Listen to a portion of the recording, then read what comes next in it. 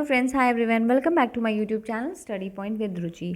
आप सभी जानते हैं करंट अफेयर की सुबह आपको एक वीडियो मिलती है जिसमें टॉप 10 अपडेट्स होती हैं जो कि आपके करंट अफेयर से रिलेटेड आपके अपकमिंग एग्जाम्स में बहुत ही हेल्प करने वाली होती है, क्योंकि general awareness current affair is very important for all competitive exams.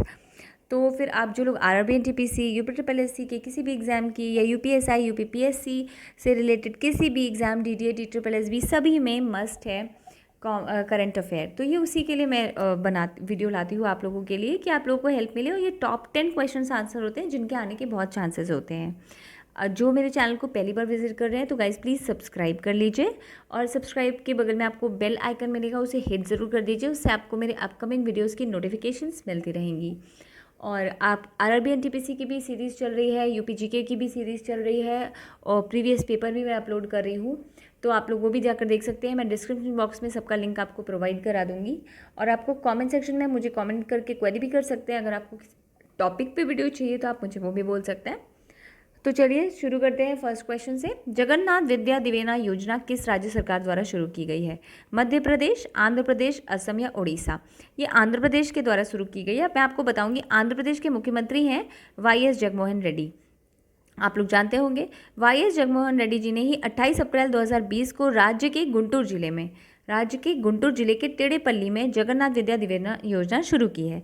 इस योजना के अंदर पूर्व सरकार द्वारा छोड़ी गई लंबित राशि की ओर 1880 करोड़ रुपए के साथ 4000 करोड़ रुपए की धनराशि जारी की जाएगी। तो ये था जगन्नाथ विद्या दिवेना योजना के बारे में, जो कि आंध्र प्रदेश में शुरू की गई है। आंध्र प्रदेश के मुख्यमंत्री वाईएस जगनमोहन रेड्डी ने 28 अप्रैल को 2020 को गुंटूर जिले के टेढ़ेपल्ली में दिवेना योजना की शुरुआत की है। इसमें 1880 करोड़ रुपए के साथ 4000 करोड़ रुपए की धनराशि जारी की गई है। अब देखते हैं अगला क्वेश्चन। पिच ब्लैक नामक युद्ध अभ्यास कौन सा देश आयोजित करता है? अमेरिका, ऑस्ट्रेलिया, भारत या रूस? तो सबसे पहले तो ऑस्ट्रेलिया करता है पिच ब्लैक नामक युद्ध अभ्यास। अब मैं आपको बताऊंगी, ऑस्ट्रेलिया हमेशा युद्ध अभ्यास आयोजित करता है। इसमें से एक युद्ध का अभ्यास का नाम है पिच ब्लैक अभ्यास। ये एक द्विवार्षिक अभ्यास है। द्विवार्षिक अभ्यास का मतलब जो 2 साल में एक बार होता है, 2 साल में एक बार होता है, जिसे रॉयल ऑस्ट्रेलियाई वायु सेना द्वारा आयोजित किया जाता है। पहला पिच ब्लैक अभ्यास जो है वो 1981 में आयोजित हुआ था। तो पिच ब्लैक नामक युद्ध अभ्यास करता है ऑस्ट्रेलिया आयोजित। ये 2 साल में एक बार होने वाला अभ्यास होता है। ये युद्ध अभ्यास है जिसे रॉयल ऑस्ट्रेलियाई वायुसेना द्वारा आयोजित किया जाता है। पहला पिच ब्लैक अभ्यास 1981 में किया गया था। अगला क्वेश्चन है, सांस लेने में कठिनाई को दूर करने हेतु हर्बल डिकॉन्गेस्टेट स्प्रे किसने विकसित किया है? आईआईटी दिल्ली, विश्व स्वास्थ्य संगठन, राष्ट्रीय प्रतिरक्षण संस्थान या राष्ट्रीय वनस्पति अनुसंधान संस्थान द्वारा? तो ये किया गया राष्ट्रीय वनस्पति अनुसंधान संस्थान के द्वारा। सांस लेने में कठिनाई मतलब कंजेशन हो जाता है, तो कठिनाइयों को हल करने के लिए हर्बल डिकॉन्गेस्टेट स्प्रे को राष्ट्रीय वनस्पति अनुसंधान संस्थान NBRI यानी कि काम करने वाले वैज्ञानिकों द्वारा विकसित किया गया है। अगला प्रश्न है, हाल ही में ब्रिक्स देशों की बैठक में भारत का प्रतिनिधित्व किसने किया? नरेंद्र मोदी जी, राजनाथ सिंह जी, एस जयशंकर या अमित शाह जी ने? तो ब्रिक्स में से, ब्रिक्स आपको पता ही होगा ब्रिक्स में कौन कौन सा देश शामिल होता है। तो ब्रिक्स देशों की जो बैठक थी उसमें प्रतिनिधित्व किसने किया था? सबसे पहले तो B stand for Brazil, R for Russia, I for India, C for China, S for south Africa. तो ये तो ब्रिक्स का हो गया, आपको पता चल गया ब्रिक्स में कौन कौन से देश की बैठक होती है, कौन कौन से देश शामिल होते हैं। तो अब इस बार जो इंडिया का प्रतिनिधित्व किया था वो एस जयशंकर जी ने किया था। तो भारत का प्रतिनिधित्व एस जयशंकर ने किया था। ब्रिक्स का फुल फॉर्म है ऑलरेडी आपको कौन कौन सा उसमें देशों की बैठक होती है वो आपको पता चल गया। B stand for Brazil, R for Russia, I for India, C for China, S for south Africa. तो ब्रिक्स हो गया आपका ये। आप लोग मुझे कमेंट सेक्शन में कमेंट कर भी सकते हैं, मैं उसमें भी आपको डिटेल दे दूँगी। निम्न में से किस देश ने प्रथम वर्चुअल क्लाइमेट डायलॉग की मेज़बानी की थी? फ्रांस, जर्मनी, न्यूजीलैंड या अफगानिस्तान? ये करी थी जर्मनी ने। यह प्रथम वर्चुअल जलवायु संवाद पीटरबर्ग जलवायु संवाद का 11वां सत्र था, जिसकी मेज़बानी 2010 से जलवायु के संबंध में अंतर्राष्ट्रीय विचार विमर्श और जलवायु संबंधी कार्रवाई की उन्नति पर केंद्रित अनौपचारिक उच्च स्तरीय राजनीतिक चर्चाओं हेतु एक मंच प्रदान करने के लिए जर्मनी द्वारा की जा रही है। प्रथम वर्चुअल क्लाइमेट डायलॉग ये जर्मनी ने किया है, इसकी मेज़बानी। नेक्स्ट क्वेश्चन, अंतर्राष्ट्रीय वित्तीय सेवा केंद्र प्राधिकरण का मुख्यालय किस राज्य में स्थित है? राजस्थान, गुजरात, दिल्ली या महाराष्ट्र? ये गुजरात। अंतर्राष्ट्रीय वित्तीय सेवा केंद्र प्राधिकरण का मुख्यालय गुजरात में है।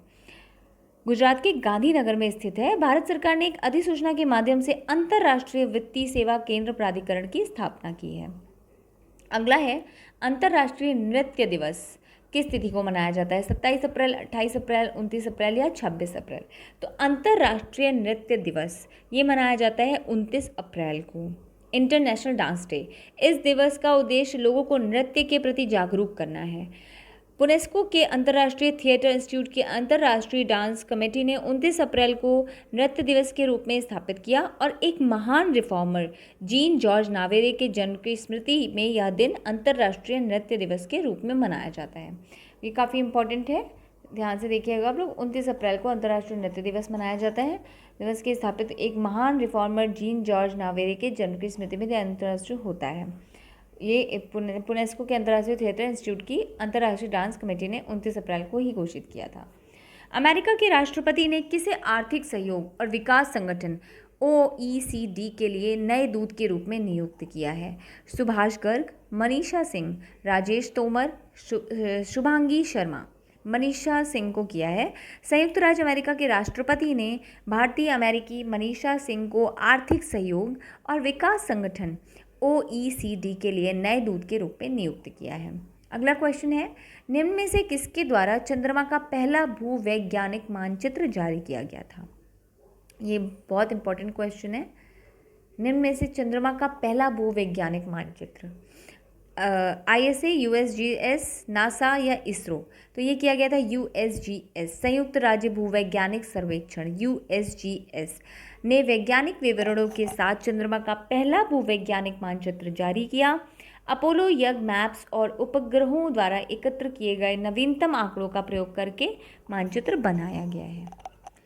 निम्न में से किस स्थान पर आर्कटिक के ऊपर सबसे बड़ा ओजोन छिद्र बना था? दक्षिणी ध्रुव, उत्तरी ध्रुव, पूर्वी ध्रुव या पश्चिमी ध्रुव? तो उत्तरी ध्रुव के ऊपर बना था। उत्तरी ध्रुव में आर्कटिक के ऊपर सबसे बड़ा ओजोन छिद्र बना था।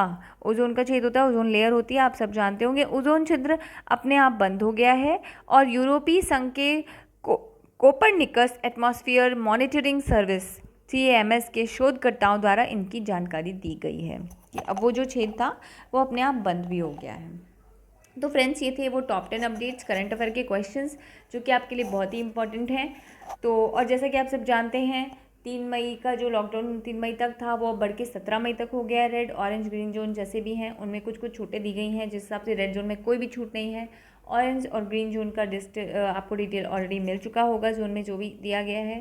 तो फ्रेंड्स, घर में सेफ रहिए, सुरक्षित रहिए। और जो लोग अपने एग्ज़ाम की प्रिपरेशन कर रहे हैं, आपको और थोड़ा सा टाइम मिल गया है तो एग्ज़ाम की प्रिपरेशन अच्छे से करिए। All the best to all of you guys for all for your exams. So stay connected with my channel, keep watching, keep supporting, keep learning. Bye bye guys.